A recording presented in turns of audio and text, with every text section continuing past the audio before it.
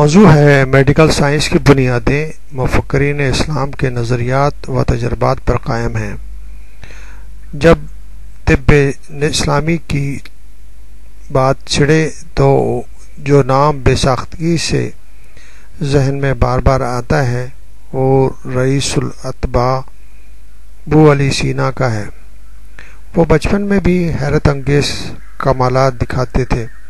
انہوں نے بہت کم عمری میں قرآن حفظ کر لیا، کئی فنون خود سیکھ لیے، ایک بااصول اور عالم تھے۔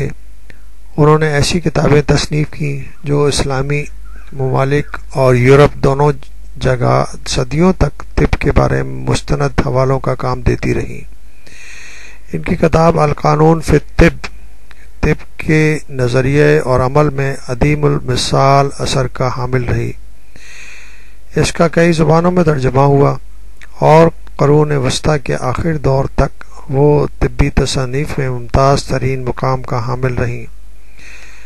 ان کی اساس عہد ابن سینا میں دستیاب اعلیٰ علوم پر رکھی گئی تھی اور خاص طور پر اس میں ابن سینا کے اپنے مشاہدات اور انکشافات بھی شامل تھے جو اس نے امراض متعدیہ یا انفیکشس ڈیزیز مثلا جن کا اطلاق تپ دق پر ہوتا ہے، ٹی بی پر ہوتا ہے، گردن توڑ بخار جس کا سب سے پہلے ذکر انہوں نے کیا یعنی کہ میننجائٹس، اور نفسیاتی امراض کے مطالعے کے بعد مرتب کیے۔ طب کی بائبل القانون کا مصنف اور تھرمامیٹر کا موجد یورپ کا ایویسینا ابو علی الحسین ابن عبداللہ ابن سینا 1980 عیسوی میں بخارا میں پیدا ہوئے۔ القانون میں ابن سینا نے ٹی بی تپ دق کو انفیکشس ڈیزیز قرار دیا۔ آنتوں میں پیدا ہونے والے کیڑوں، بیکٹیریا اور ان سے پیدا ہونے والی بیماریوں کا تفصیلی تذکرہ کیا۔ انہوں نے یہ بھی بیان کیا کہ بیماریاں پانی اور مٹی کے ذریعے پھیلتی ہیں۔ انہوں نے جلدی امراض کی وضاحت کی، جنسی امراض، عصبی بیماریوں، نفسیاتی اور کئی امراض سے متعلق نئی باتیں دریافت کی۔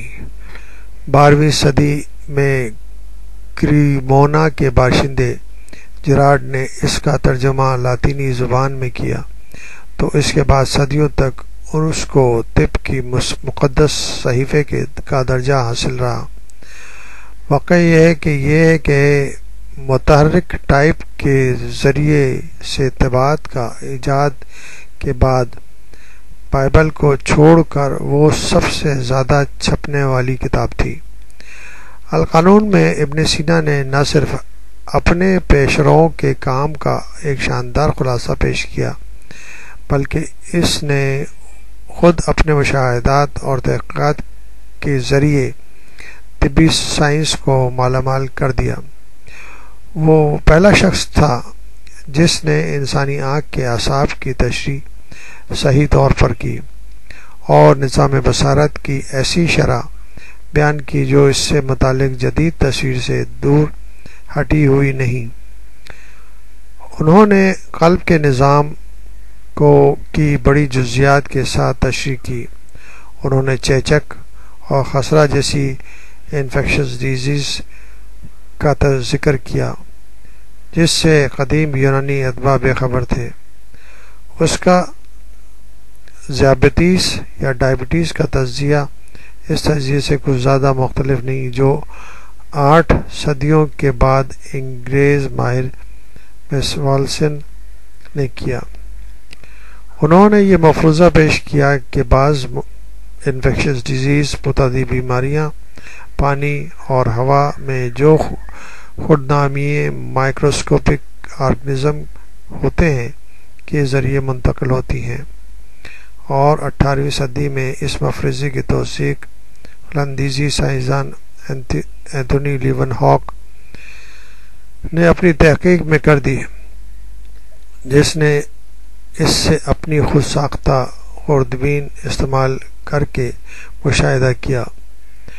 نفس پر ان کے مشاہدات بہت زیادہ دلچسپ ہیں۔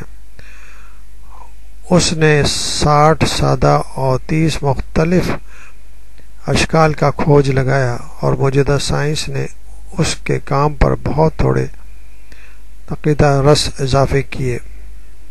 انہوں نے تشخیص کرنے کے بے شمار طریقے ایجاد کیے، مثال کے طور پر خوراک کا طریقہ، جس میں مریض کی جسم کو انگلی سے ٹھوکر لگا کر باطنی علامت کا کھوج لگاتے تھے۔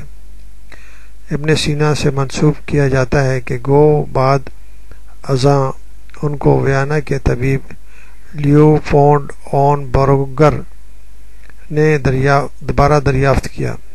تاہم القانون کی خصوصی اہمیت اصول فطری علیت پر مضمر ہے، جس میں اس کی بنیاد قائم ہے، اور یہ وہ چیز ہے جس سے ابن سینا نے صرف طبی میدان میں بلکہ اپنے سارے ہی کام میں تحریک حاصل کی۔ طب کی بعض قدیم کتابوں میں ایک مختصر تعارف علم تشریح الاعضاء یعنی کہ اناٹمی آف باڈی پر بھی ہوتا ہے۔ اب یہ تمام کتابیں ابن سینا کے تحریر کی تکرار اور ان کے حوالوں سے ہیں، کیونکہ القانون دنیا اسلام کی طرح عیسائی دنیا کا بھی مستند ترین طبی ماخذ رہی ہے۔ علم حفظ صحت اور اس طرح علم ادویہ میں ابن سینا یورپ کا غیر متضادہ استاد مانا جاتا تھا۔ 14ویں صدی کے آخر میں مطب کرتا تھا۔ طاعون کے علاج پر ایک رسالہ لکھا۔ اس کتاب میں اس نے اس دور میں رائج ان طریقوں کا ذکر کیا جو طاعون یعنی کہ پلیگ سے حفاظت کے لیے استعمال ہوتے تھے۔ مختلف عہد میں جن علماء نے امراض حمل اور امراض نسواں پر کام کیا، ابن سینا کا شمار ان کے سب سے بڑے ماہرین میں ہوتا ہے۔ یہاں تک کسی معالج کے لیے اس سے بڑا کوئی خراج تحسین نہیں سمجھا جاتا کہ دوسرا ابن سینا کہلائے۔ مثلا اطالوی معالج کو ابن سینا کی روح قرار دیا گیا۔ 7ویں مہینے پیدا ہونے والے بچے سے متعلق استغفار کے جواب میں ارسطو کے حوالے سے زیادہ مدت 11 منتھ کے حمل، ابن سینا کے حوالے سے 14 ماہ کا ذکر کیا۔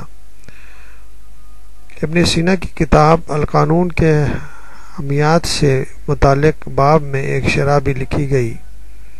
ابن سینا اور اس کے دور کے دوسرے مؤلفین کا اثر علم تشخیص پر بھی پھیلا۔ یہی حال نفس کے ذریعے تشخیص کے علم کا بھی ہے، بلکہ سارٹن نے تو یہاں تک لکھ دیا کہ علم عالمات کا بانی ابن سینا ہی تھا۔ 10ویں صدی میں میٹریا میڈیکا لکھنے کا سہرا ابو منصور موقف کے سر بنتا ہے۔ اس میٹریا میڈیکا میں 505 ادویات تجویز کی گئی تھیں، جن میں سے 386 نباتات سے اور 75 معدنیات سے اور 44 حیوانات سے حاصل کی گئی تھیں۔ موقف ادویہ کے مختلف عوامل کا فرق بھی جانا جاتا تھا۔ اسے سوڈیم کاربونیٹ اور پوٹاشیم کاربونیٹ کا فرق معلوم تھا، اور arsenic oxide, cupric oxide, silicate oxide, antimony, تانبے اور سلیکے کے مرکبات کے زہریلے اثرات ان بجھے چونے کی جلد پر بال دور کرنے کی خاصیت کا بخوبی علم رکھتا تھا۔ حالیہ چیز پلاسٹر آف پیرس کی ترکیب اور استعمال کا اسے بخوبی علم تھا۔ یورپ کا اویرس، جس کا فلسفہ آج بھی پوری دنیا میں پڑھا جاتا ہے، مشہور مسلمان فلسفی، طبیب، حیات دان ابو ولید محمد ابن رشد تھا۔ وہ پہلا شخص تھا جس نے اپنی کتابی الکلیات فی الطب میں تحقیق اور تجربے کے بعد یہ ثابت کیا کہ اگر کسی شخص کو چیچک نکل آئے تو وہ ہمیشہ کے لیے اس مرض سے محفوظ ہو گیا۔ ابن رشد جس کا دور 1162 سے لے کر 1198 تک ہے، قرطبہ کے عالم اور فاضل اور عہد القضاء پر متمکن گھرانے کا فرد تھا۔ ابن رشد ارسطو کا بہت بڑا شارح اور بہت بڑا فلسفی تھا۔ خلیفہ المنصور نے اسے اس الزام پر قید میں ڈال دیا کہ وہ اپنے خیالات سے عوام کو گمراہ کر رہا تھا۔ کچھ عرصے بعد اس کا قصور معاف کر کے اسے رہا کر دیا گیا اور دربار میں وہی جگہ دے دی گئی جو پہلے اسے حاصل تھی۔ دراصل ابن رشد جدید زمانے کا فلسفی تھا۔ وہ مادیت کا بہت زیادہ قائل تھا۔ اس کی کتاب طاقت الطائفت 1330 عیسوی میں قاہرہ میں شائع ہوئی۔ اس کتاب نے اسے یورپ میں متعارف کرایا۔ یورپ نے ابن رشد کا فلسفہ ایورواردزم کے نام سے 16ویں صدی تک تخیل انسانی پر چھایا رہا۔ ابن رشد پہلا شخص تھا جس نے یہ دریافت کیا کہ آنکھ میں بصارت کا عمل پتلی پر نہیں ہوتا، بلکہ آنکھ کے اندر پردہ ریٹینا پر اس کی شے کا الٹا عکس پڑتا ہے جسے آنکھ دیکھ رہی ہوتی ہے۔ اسی نے سب سے پہلے یہ دریافت کیا کہ سورج کی سطح پر دھبے ہیں جن کا اس دنیا میں بہت اثر ہوتا ہے۔ ابن بطیار 1181 سے 1248 ایک ماہر نباتیات اور گھوڑوں کے ڈاکٹر کے طور پر مشہور تھا۔ اندلس کا رہنے والا تھا۔ اس نظریے کے دھن میں کہ جو دوائیں مردے کو صدیوں تک گلنے سڑنے سے محفوظ رکھ سکتی ہیں کیا انسان کو حیات ابدی نہیں دے سکتی، وہ ملکوں پھرتا رہا۔ ابن بطیار نے کئی ممالک کے سفر کیے اور ہزاروں جڑی بوٹیاں اکٹھی کیں۔ ان کے خواص معلوم کر کے اسی نے اپنی کتاب جامع فی الادویہ المضر لکھی۔ یہ کتاب تقریباً 1400 جڑی بوٹیوں پر انسائکلوپیڈیا کا درجہ رکھتی ہے۔ بقول ماہر یہ کتاب سائنس پر ایک یادگار تصنیف ہے۔ مشہور محقق لکھتا ہے کہ یہ تصنیف غیر معمولی مطالعے اور مشاہدے پر مبنی ہے اور علم نباتیات پر عربی زبان میں اہم تصنیف ہے۔